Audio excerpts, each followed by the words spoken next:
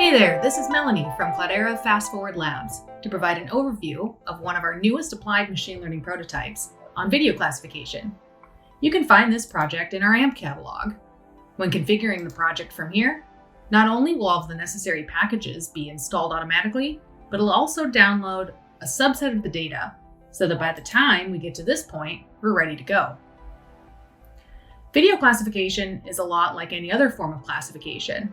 We'll use a trained model to predict scores for each sample in our dataset, and each of those scores will correspond to a class or label.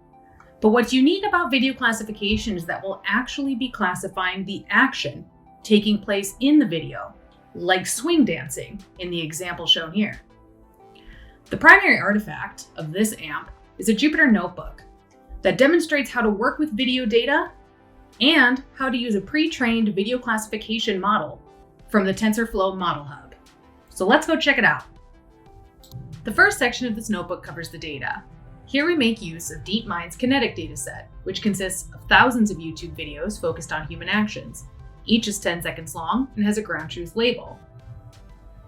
The code snippet here will select a random sample of videos that we can display below.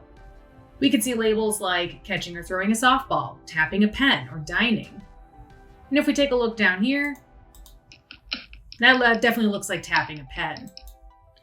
Once we have a selection of videos that we want to process, we can't actually just put them into the model just as is. TensorFlow doesn't take MP4 videos, so we need to get these into a new format. The second section of this notebook is how to pre-process these videos in preparation for the model. You need to consider things like video resizing, video resampling of the frame rate, and then finally, converting and loading them into NumPy arrays. Once we have our videos in the proper format, it's time to feed them to the model.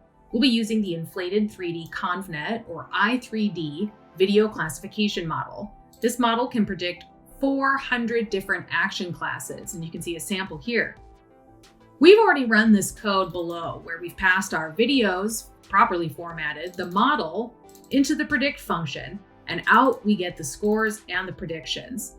We then put those scores and predictions into a pandas data frame to make it a little easier to visualize what's happening.